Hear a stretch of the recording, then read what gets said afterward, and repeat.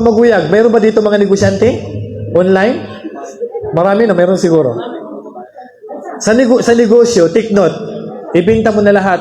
Pwedeng cash on delivery, pwedeng mauna yung item, pwedeng malit ang item. Ang mahigpit lang po na ibibenta na ganong paraan ay ginto at saka silver lang. Kasi ang ginto at saka silver na bawal ang mauna yung bayad bago ginto.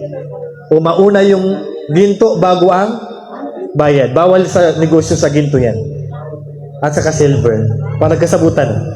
Kaya amin ng ginto at saka silver, bawal ipakutang, bawal installment. Kailangan na cash. On hand. Pero maliban sa ginto at saka silver, pwede o hindi. Halimbawa, diamond, ruby, mga perlas, kapakayan.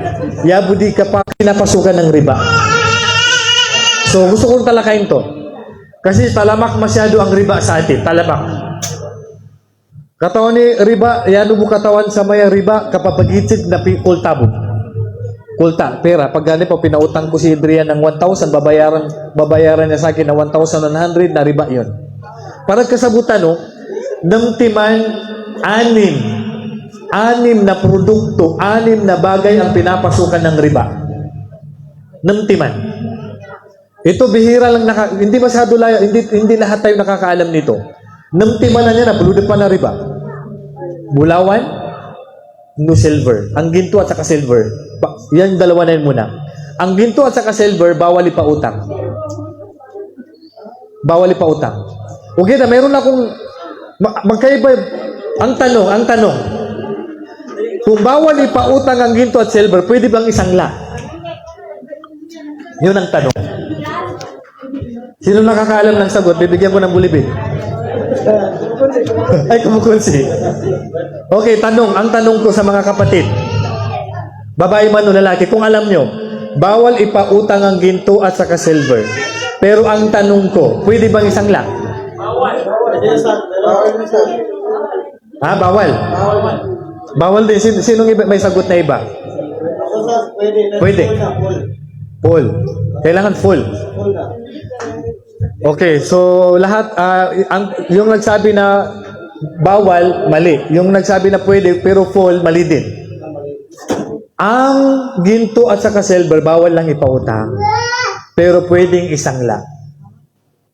Bakit? Kasi, kanan ka maninutang. Kanan ka ipinautang. Ang ibig sabihin ng sangla, garantor lang. Ipanggarantoran ka po. Itsa, ang tanong, bakit bawal sa pawn shop? Amay ka kanaharami kapatsanda sa Bulawan na bakit bawal sa pawn shop? Kasi?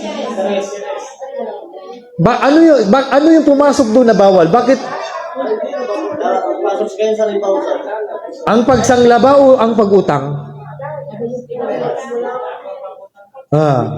Ilan na ba dito kasabutan? Di ka na yaharam ikinasanda to.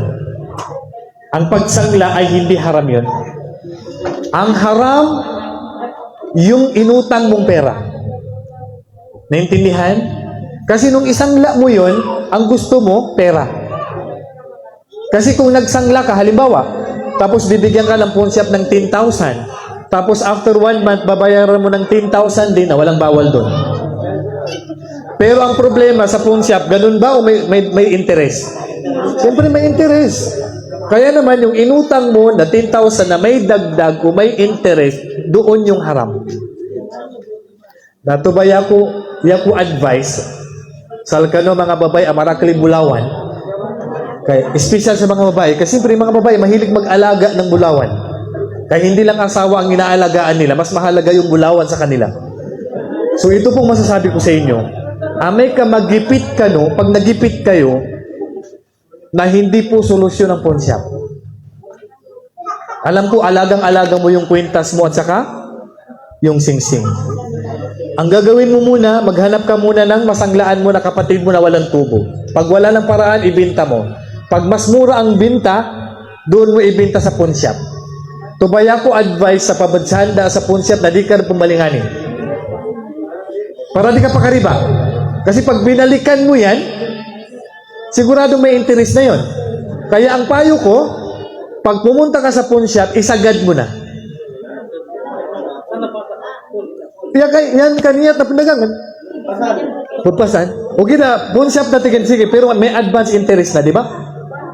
Sabi ng pawn shop, okay, ito yung sagad niya, pero ibabawas na namin ang kanyang tubo, di ba, advance. Yun ba ay riba? Walang problema dun kasi negosyo yun eh. Dapon ng gula ang kinapagutangan. Kaya naman, ang payo ko, pag magsasangla ka sa pawn shop, na isagad mo na. Kasi pag binalikan mo, yan haram. Haram yun. Kasi bakit may tubo na yun?